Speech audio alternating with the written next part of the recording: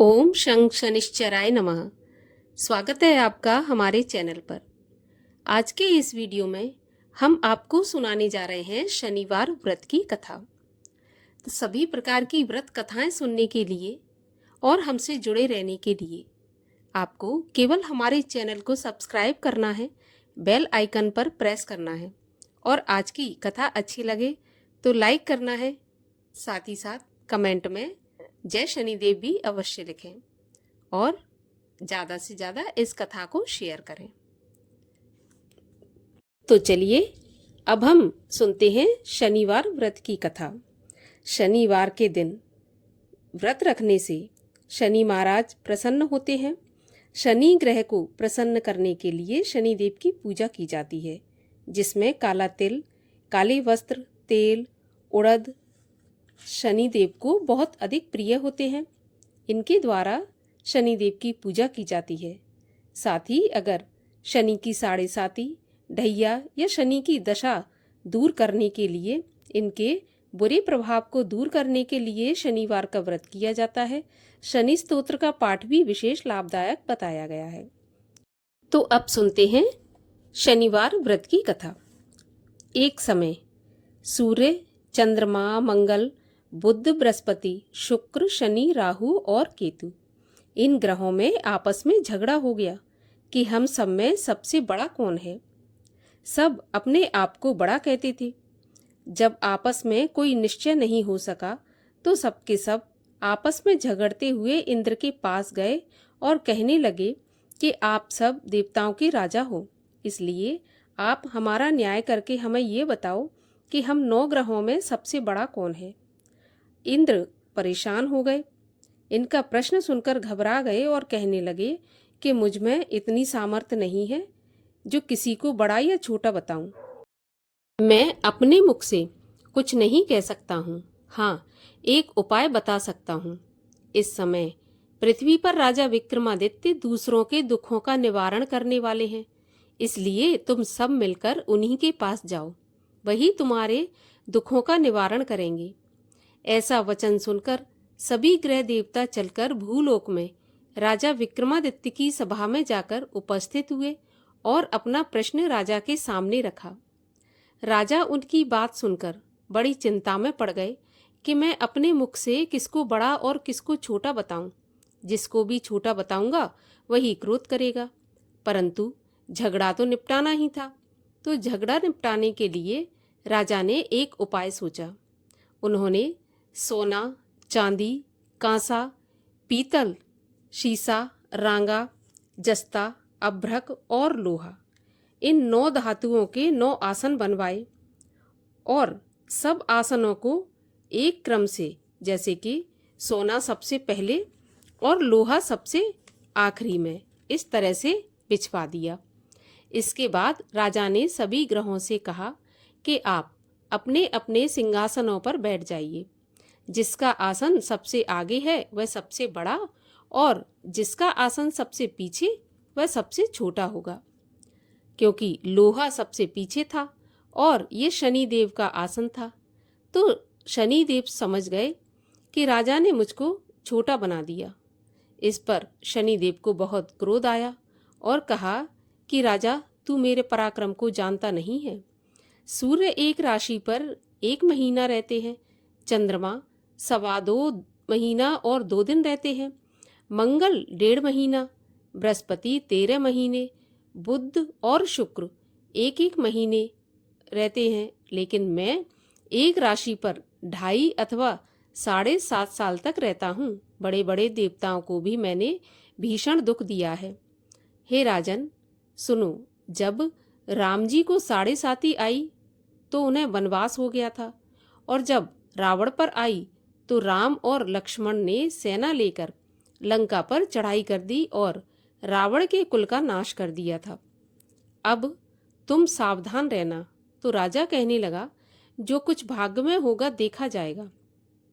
उसके बाद अन्य ग्रह तो प्रसन्नता पूर्वक वहां से चले गए, परंतु शनिदेव बड़े क्रोध के साथ वहां से पधारे। कुछ काल व्यतीत हो जाने पर जब राजा को 7.5 की दशा आई तो शनिदेव घोड़ों के सौदागर बनकर अनेक सुंदर घोड़े के सहित राजा की राजधानी में आए। जब राजा ने सौदागर के आने की खबर सुनी तो अपने अश्वपाल को अच्छे अच्छे घोड़े खरीदने की आज्ञा दी। अश्वपाल ऐसी अच्छी नस्ल के घोड़े देखकर और उनका मूल्य सुनकर चकित हो गया और तुरंत ही उसने राजा को सूचना दी। राजा जब उन घोड़ों को देखकर एक अच्छा सा घोड़ा चुनकर सवारी के लिए उस पर चढ़े तो राजा जैसे ही घोड़े की पीठ पर बैठे वह घोड़ा जोर से भागने लगा।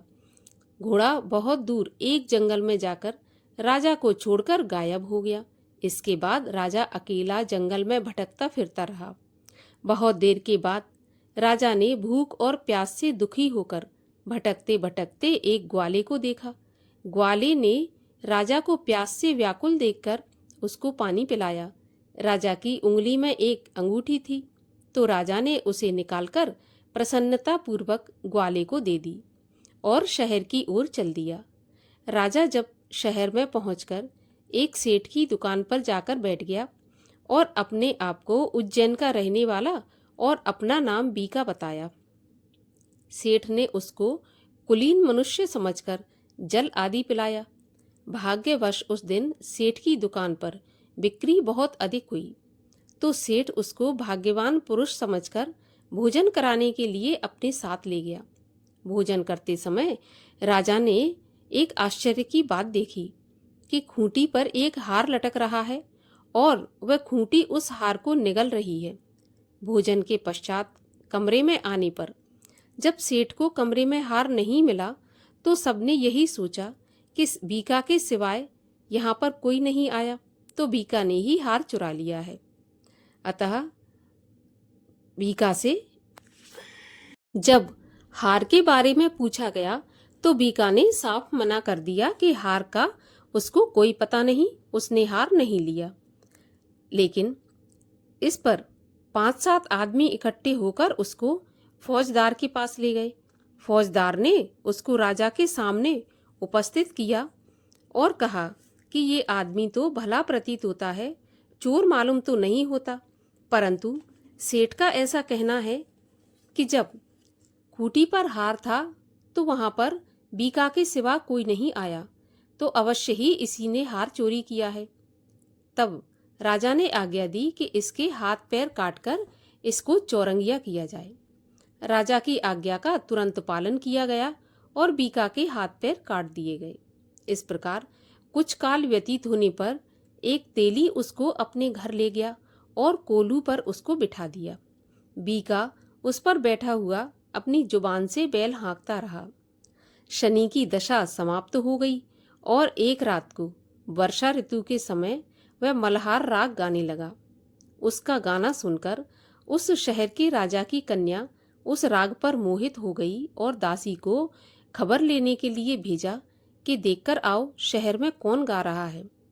दासी सारे शहर में फिरती फिरती क्या देखती है कि एक तेली के घर से चौरंगिया राग गा रहा है। दासी ने महल में आकर राजकुमारी को सारा वृत्तांत सुना दिया।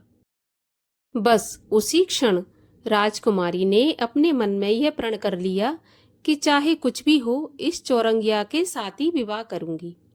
प्रातःकाल होते ही जब दासी ने राजकुमारी को जगाना चाहा तो राजकुमारी अनशन व्रत लेकर पड़ी रही। तब दासी ने रानी के पास जाकर राजकुमारी के ना उठने का वृत्तांत कहा।